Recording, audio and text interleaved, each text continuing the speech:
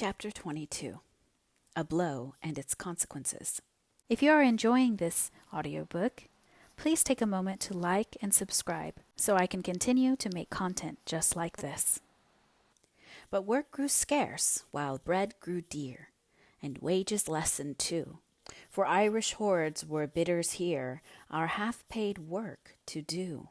Corn Law Rhymes. Margaret was shown into the drawing-room.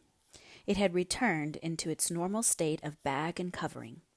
The windows were half open because of the heat, and the Venetian blinds covered the glass, so that a gray, grim light reflected from the pavement below threw all the shadows wrong, and combined with the green-tinged upper light to make even Margaret's own face, as she caught it in the mirrors, look ghastly and wan.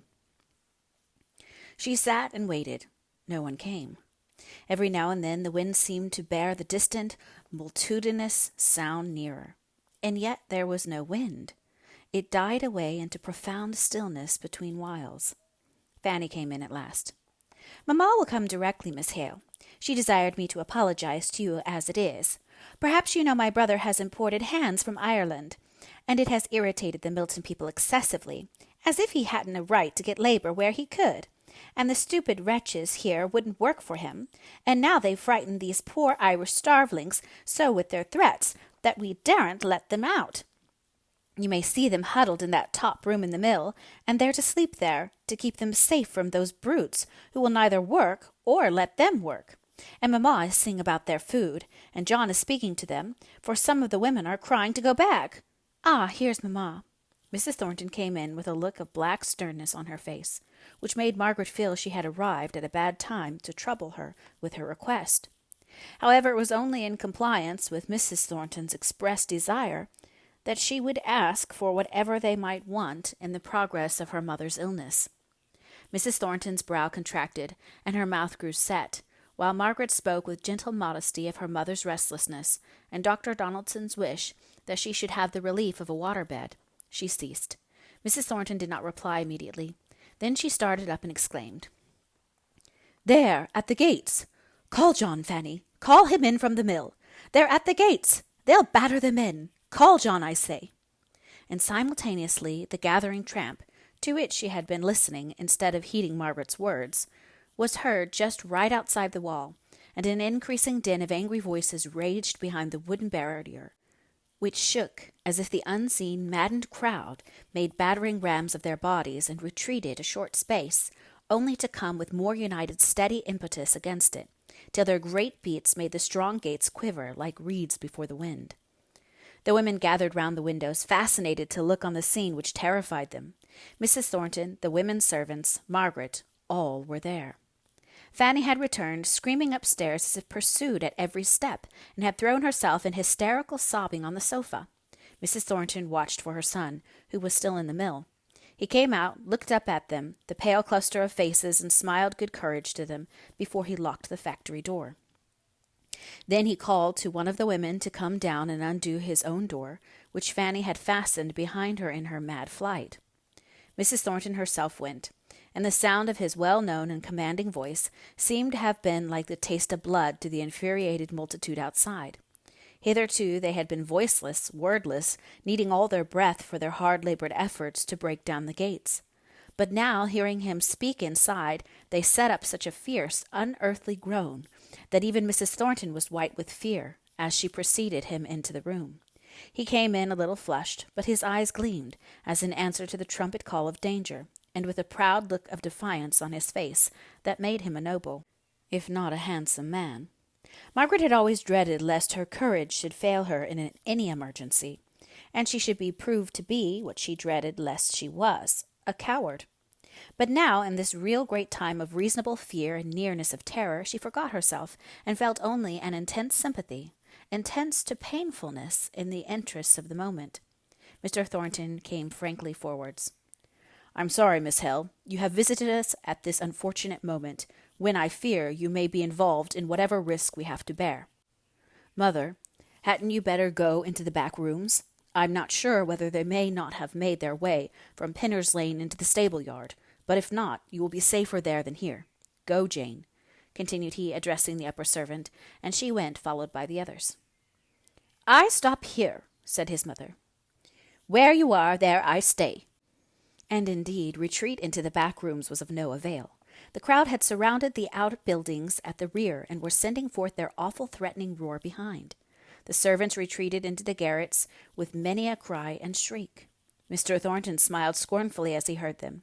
He glanced at Margaret, standing all by herself at the window nearest the factory. Her eyes glittered, her color was deepened on cheek and lip. As if she felt his look, she turned to him and asked a question that had been for some time in her mind. "Where are the poor imported workpeople? In the factory there?" "Yes, I left them cowed up in a small room at the head of a back flight of stairs, bidding them run all risks and escape down there if they heard any attack made on the mill doors. But it is not them, it is me they want." "When can the soldiers be here?" asked his mother in a low but not unsteady voice. He took out his watch with the same steady composure with which he did everything. He made some little calculation. "Supposing Williams got straight off when I told him, and hadn't to dodge about amongst them, it must be 20 minutes yet." "20 minutes!" said his mother, for the first time showing her terror in the tones of her voice. "Shut down the windows instantly, mother," exclaimed he. "The gates won't bear much another shock. Shut down that window, Miss Hale." Margaret shut down her window, and then went to assist Mrs. Thornton's trembling fingers. From some cause or other there was a pause of several minutes in the unseen street. Mrs. Thornton looked with wild anxiety at her son's countenance, as if to gain the interpretation of the sudden stillness from him. His face was set into rigid lines of contemptuous defiance. Neither hope nor fear could be read there. Fanny raised herself up. "Are they gone?" she asked in a whisper. "Gone," replied he. "Listen." She did listen. They all could hear the one great straining breath, the creak of wood slowly yielding, the wrench of iron, the mighty fall of the ponderous gates. Fanny stood up tottering, made a step or two towards her mother, and fell forwards into her arms in a fainting fit. Mrs. Thornton lifted her up with a strength that was as much that of the will as of the body, and carried her away. "Thank God," said Mr. Thornton as he watched her out. "Had you not better go upstairs, Miss Hale?" Margaret's lips formed a no. But he could not hear her speak, for the tramp of innumerable steps right under the very wall of the house, and the fierce growl of low, deep, angry voices that had a ferocious murmur of satisfaction in them, more dreadful than their baffled cries not many minutes before. "Never mind," said he, thinking to encourage her. "I am very sorry that you should have been entrapped into all this alarm, but it cannot last long now. A few minutes more and the soldiers will be here." "Oh, God!" cried Margaret suddenly. "There is Boucher. I know his face, though he is livid with rage. He is fighting to get to the front. Look! Look!" "Who is Boucher?" asked Mr. Thornton coolly, and coming close to the window to discover the man in whom Margaret took such an interest. As soon as they saw Mr. Thornton, they set up a yell. To call it not human is nothing. It was as the demoniac desire of some terrible wild beast for the food that is withheld from its ravening. Even he drew back for a moment, dismayed at the intensity of hatred he had provoked. "Let them yell," said he. "In 5 minutes more, I only hope my poor Irishmen are not terrified out of their wits by such a fiend-like noise. Keep up your courage for 5 minutes, Miss Hale." "Don't be afraid for me," she said hastily. "But what in 5 minutes? Can you do nothing to soothe these poor creatures? It is awful to see them." "The soldiers will be here directly, and that will bring them to reason." "To reason?" said Margaret quickly. "What kind of reason?" "The only reason that does with men that make themselves into wild beasts. By heaven, they've turned to the mill door." "Mr. Thornton," said Margaret, shaking all over with her passion, "go down this instant, if you are not a coward. Go down and face them like a man. Save these poor strangers whom you have decoyed here. Speak to your workmen as if they were human beings. Speak to them kindly. Don't let the soldiers come in and cut down poor creatures who are driven mad. I see one there who is. If you have any courage or noble quality in you, go out and speak to them, man to man." He turned and looked at her while she spoke. A dark cloud came over his face while he listened. He set his teeth as he heard her words. "I will go. Perhaps I may ask you to accompany me downstairs and bar the door behind me. My mother and sister will need that protection." "Oh, Mr. Thornton, I do not know. I may be wrong, only—" But he was gone. He was downstairs in the hall. He had unbarred the front door. All she could do was to follow him quickly and fasten it behind him, and clamber up the stairs again with a sick heart and a dizzy head. Again she took her place by the farthest window. He was on the steps below. She saw that by the direction of 1,000 angry eyes, but she could neither see nor hear anything save the savage satisfaction of the rolling angry murmur. See, through the window, wide open, many in the crowd were mere boys, cruel and thoughtless, cruel because they were thoughtless. Some were men, gaunt as wolves and mad for prey. She knew how it was. They were like Boucher, with starving children at home, relying on ultimate success in their efforts to get higher wages, and enraged beyond measure at discovering that Irishmen were to be brought in to rob their little ones of bread. Margaret knew it all. She read it in Boucher's face, forlornly desperate and livid with rage.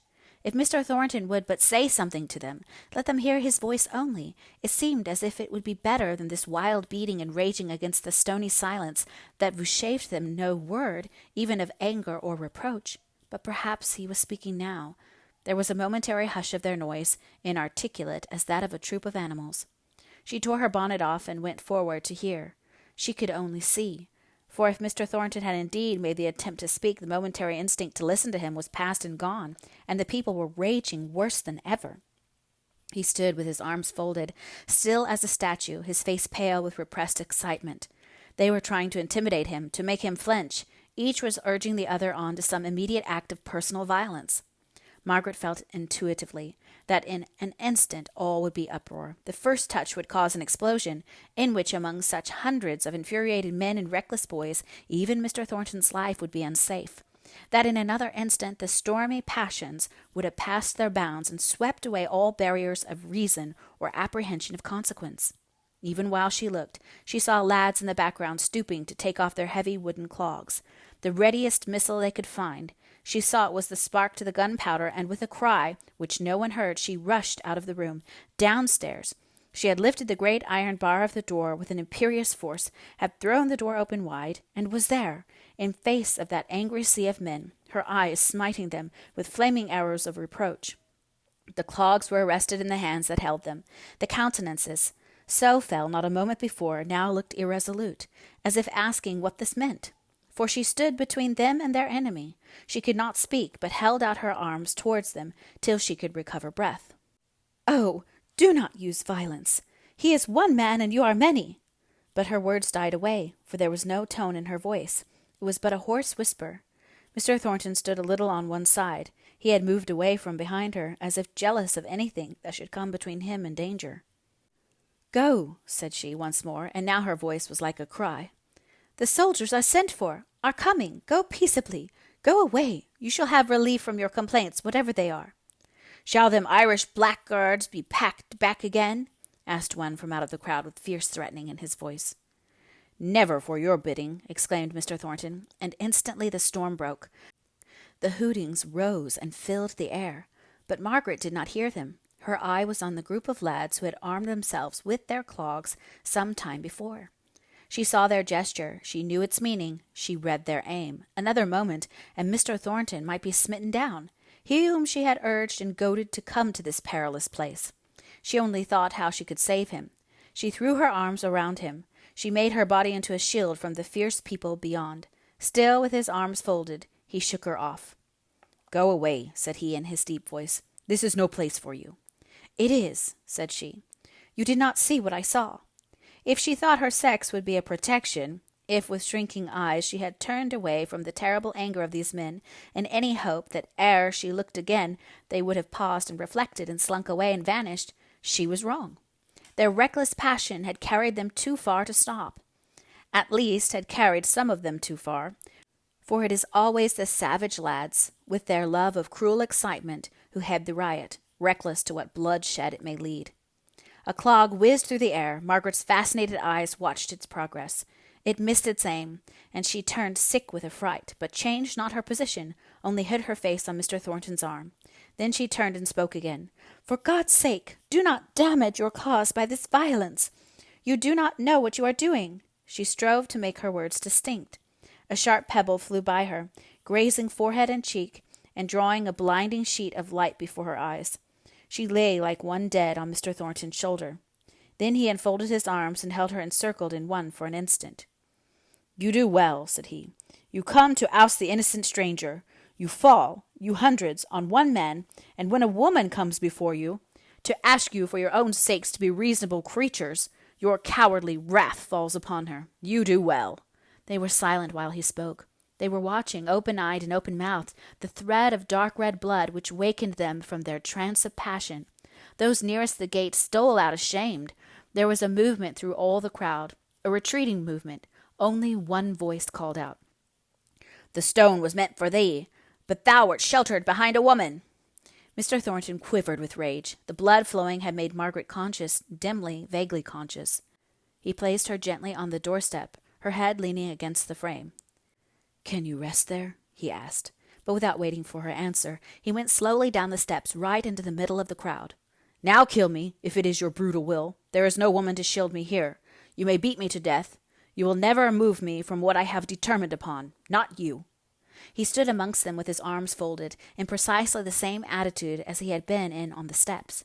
But the retrograde movement towards the gate had begun, and unreasoning perhaps as blindly as the simultaneous anger, or perhaps the idea of the approach of the soldiers and the sight of that pale upturned face with closed eyes, still and sad as marble, though the tears welled out of the long entanglement of eyelashes and dropped down, and heavier, slower splash than even tears came the drip of blood from her wound.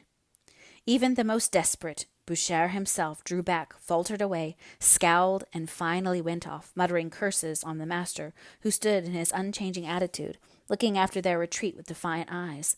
The moment that retreat had changed into a flight, as it was sure from its very character to do, he darted up the steps to Margaret. She tried to rise without his help. "It is nothing," she said with a sickly smile. "The skin is grazed, and I was stunned at the moment. Oh, I am so thankful they are gone." And she cried without restraint. He could not sympathize with her. His anger had not abated. It was rising the more as his sense of immediate danger was passing away. The distant clank of the soldiers was heard, just 5 minutes too late to make this vanished mob feel the power of authority and order. He hoped they would see the troops and be quelled by the thought of their narrow escape.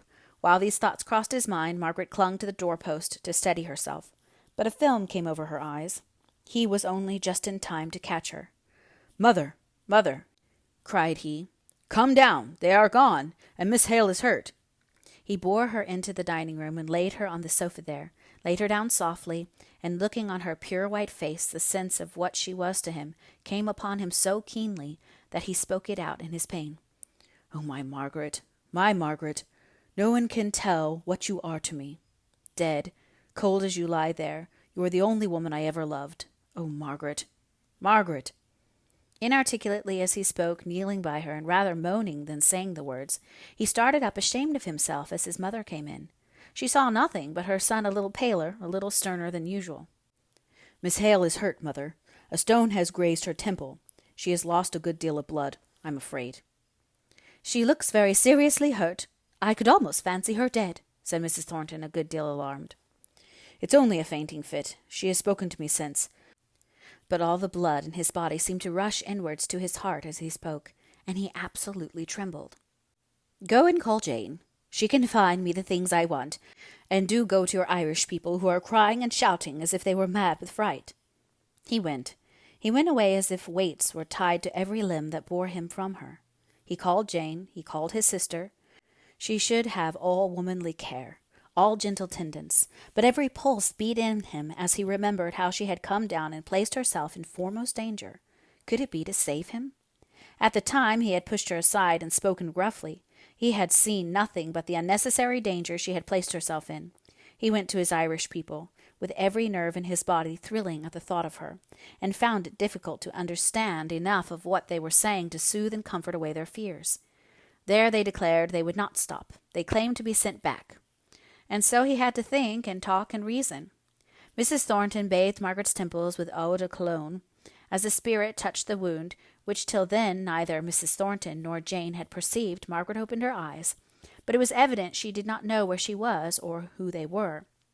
The dark circles deepened, the lips quivered and contracted, and she became insensible once more. "She has had a terrible blow," said Mrs. Thornton. "Is there any one who will go for a doctor?"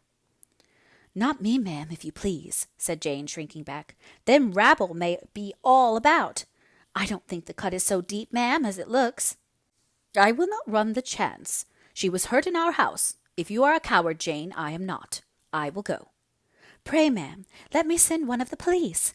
There's ever so many come up, and soldiers too." "And yet you're afraid to go. I will not have their time taken up with our errands. They'll have enough to do to catch some of the mob. You will not be afraid to stop in this house?" she asked contemptuously. "And go on bathing Miss Hale's forehead, shall you? I shall not be 10 minutes away." "Couldn't Hannah go, ma'am?" "Why Hannah? Why any but you? No, Jane, if you don't go, I do." Mrs. Thornton went first to the room in which she had left Fanny stretched on the bed. She started up as her mother entered. "Oh, mamma, how you terrified me! I thought you were a man that had got into the house." "Nonsense! The men are all gone away. There are soldiers all round the place, seeking for their work now. It is too late. Miss Hale is lying on the dining-room sofa, badly hurt. I am going for the doctor." "Oh, don't, mamma! They'll murder you." She clung to her mother's gown. Mrs. Thornton wrenched it away with no gentle hand. "Find me someone else to go, but that girl must not bleed to death." "Bleed? Oh, how horrid! How has she got hurt?" "I don't know. I have no time to ask. Go down to her, Fanny, and do try to make yourself of use. Jane is with her, and I trust it looks worse than it is. Jane has refused to leave the house, cowardly woman. And I won't put myself in the way of any more refusals from my servants, so I am going myself." "Oh, dear, dear," said Fanny, crying and preparing to go down rather than be left alone with the thought of wounds and bloodshed in the very house. "Oh, Jane," said she, creeping into the dining-room, "what is the matter? How white she looks! How did she get hurt? Did they throw stones into the drawing-room?" Margaret did indeed look white and wan, although her senses were beginning to return to her, but the sickly days of the swoon made her still miserably faint. She was conscious of movement around her, and of refreshments from the eau de cologne, and a craving for the bathing to go on without intermission. But when they stopped to talk, she could no more have opened her eyes or spoken to ask for more bathing than the people who lie in death-like trance can move or utter sound to arrest the awful preparations for their burial, while they are yet fully aware not merely of the actions of those around them, but of the idea that is the motive of such actions. Jane paused in her bathing to reply to Miss Thornton's questions. "She'd have been safe enough, miss, if she'd stayed in the drawing-room or come up to us. We were in the front garret, and could see it all out of harm's way." "Where was she, then?" said Fanny, drawing nearer by slow degrees, as she became accustomed to the sight of Margaret's pale face. "Just before the front door, with master," said Jane significantly. "With John? With my brother? How did she get there?" "Nay, miss, that's not for me to say," answered Jane with a slight toss of her head. "Sarah did." "Sarah what?" said Fanny with impatient curiosity. Jane resumed her bathing, as if what Sarah did or said was not exactly the thing she liked to repeat. "Sarah what?" asked Fanny sharply. "Don't speak in these half-sentences, or I can't understand you." "Well, miss, since you will have it, Sarah, you see, was in the best place for seeing, being on the right-hand window, and she says, and said at the very time, too, that she saw Miss Hale with her arms about master's neck, hugging him before all the people." "I don't believe it," said Fanny. "I know she cares for my brother. Any one can see that, and I dare say she'd give her eyes if he'd marry her, which he never will, I can tell her. But I don't believe she'd be so bold and forward as to put her arms round his neck. Poor young lady, she's paid for it dearly if she did. It's my belief that the blow has given her such an incendiary of blood to the head as she'll never get the better from. She looks like a corpse now." "Oh, I wish mamma would come," said Fanny, wringing her hands. "I never was in the room with a dead person before." "Stay, miss, she's not dead. Her eyelids are quivering, and here's wet tears a coming down her cheeks. Speak to her, Miss Fanny."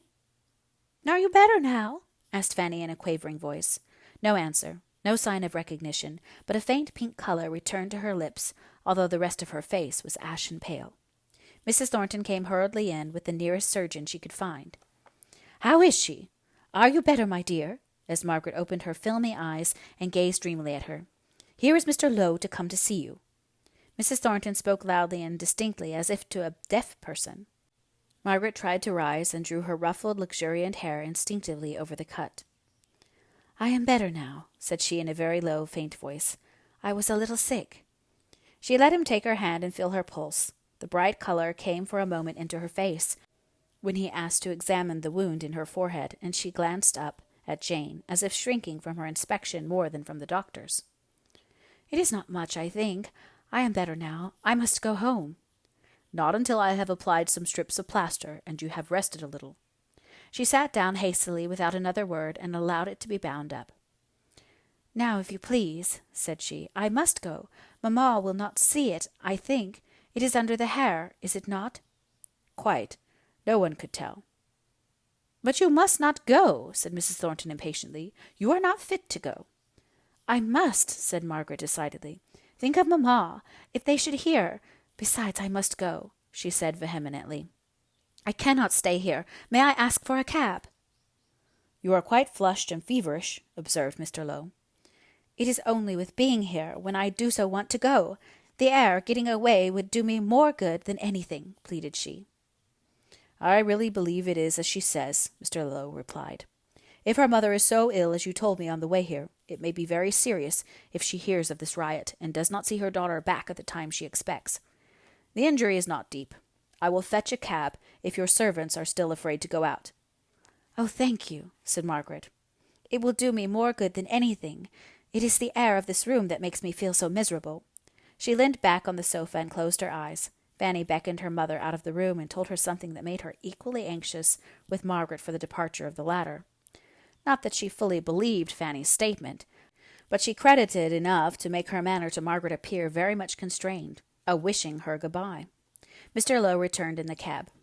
If you will allow me, I will see you home, Miss Hale. The streets are not very quiet yet. Margaret's thoughts were quite alive enough to the present to make her desirous of getting rid of both Mr. Lowe and the cab before she reached Crampton Crescent, for fear of alarming her mother and father. Beyond that one aim she would not look. That ugly dream of insolent words spoken about herself could never be forgotten, but could be put aside till she was stronger. For, oh, she was very weak, and her mind sought for some present fact to steady itself upon, and keep it from utterly losing consciousness in another hideous sickly swoon.